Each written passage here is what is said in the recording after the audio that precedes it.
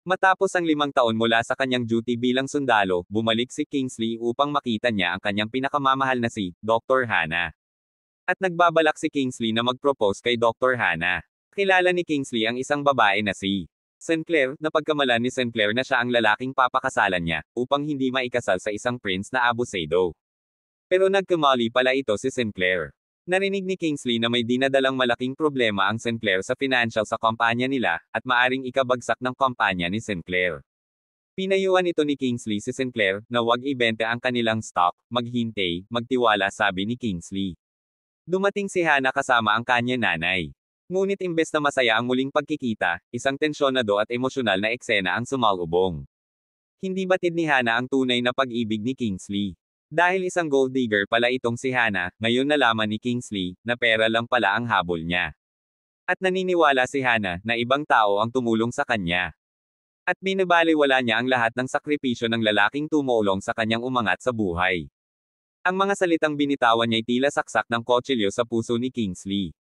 Tuwang-tuwa naman si Sinclair na nag-boom ang payo ni Kingsley, kaya malaki ang pasasalamat niya na may taong nakapag-advise sa kanya, sa gitna na ng napakabigat na problema. Si Hannah, walang utak, hindi niya ma-realize na, kaya siya umangat sa buhay ay dahil kay Kingsley. Hindi alam ni Hannah na ang napakayaman na lalaki sa buong mundo ay ang boyfriend niya, na iiwan niya. Dahil akala ni Hannah wala itong pera. Iiwan niya si Kingsley dahil may lalaking napakayaman daw ang sumusuporta sa kanya, wala daw siyang mapapala sa isang retiradong sundalo na tulad ni Kingsley. Nagkaroon ng kasunduan sina Sinclair at Kingsley na magpakasal, dahil ayaw makasal ni Sinclair sa isang prince na spoiled, at sinakaya naman din ito ni Kingsley kasi iniwan siya ng kanyang kasintahan. Sa gitna ng marangyang pagtitipon sa tahanan ng mga Sinclair, sa ilalim ng mga kristal na chandelier, nakatayo si Kingsley. Inaalipusta, hinuhusgahan, at pinagtatawanan. Suot niya ang mamahaling kasuotan, dala ang apelyidong hindi nila matanggap. Hindi siya nababagay dito, bulong ng mga bisita. Ngunit katabi niya si Charlotte Sinclair, ang makapangyarihang anak ng maharlikang Britanya, ang kanyang asawa, at ang dahilan ng kanilang pagkasuklim. Ngunit hindi ito kwento ng lalaking pinabagsak ng pangungutya. Ito ang simula ng kanyang paghihiganti. Tinawag siyang sinungaling, peke, isang lalaking nagpapanggap. Ngunit hindi natinag si Kingsley. Hindi lamang siya isang asawa, siya isang tao na may lihim na hindi pa nila nalalaman. Isang CEO. Isang leader. Isang lalaking may pangarap na kayang baguhin ang kinabukasan. At ngayon, nagsisimula pa lang ang tunay na laban. Sa gitna na ng kanilang pang-aaliposte kay Kingsley, dumating ang tatay ni Sinclair. Gusto ng tatay ni Sinclair na inulafy ang kasal nila. Para maipakasal siya sa isang prince. Tinanggihan naman ito ni Sinclair, at pinaglaban niya si Kingsley, kahit hindi alam ang buong pagkatao ni Kingsley. Hindi nila alam na ito inaalipuste nila ay isang napaka-mapangyarihan na tao, boss ng lahat, pero low-key ang bida. Si Junior Douglas naman ay napag-utusan ng kanyang ama, na ihatid ang wedding gift para kay Dr. Hannah, at sabik si Douglas na mabigay kay Hannah, para mapalapit sa kay CEO.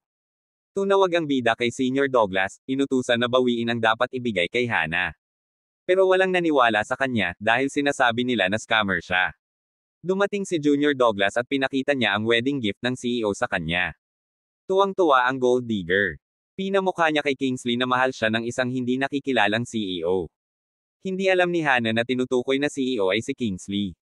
Dumating si Senior Douglas at binawi niya ang dapat na wedding gift kay Hannah, pinagalitan niya ang kanyang anak dahil yung inaaway nila ang tunay na bossing ng lahat.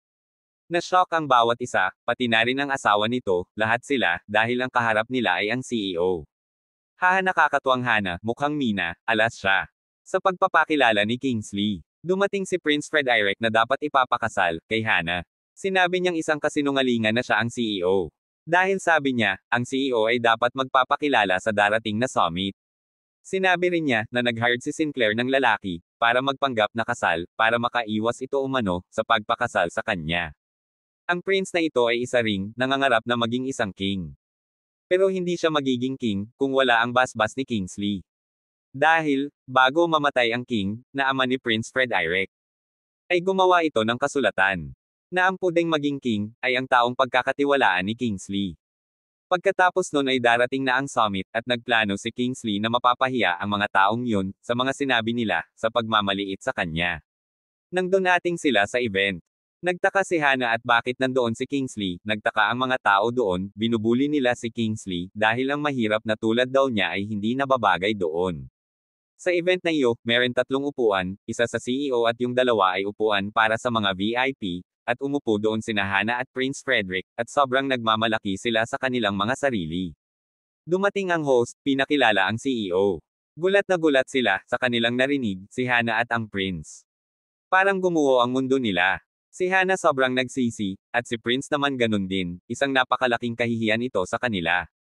Pinipilit ni Hannah na makipagbalikan kay Kingsley, pero sarado na ang kanyang puso kay Hannah, at masaya na siya sa piling ni Sinclair.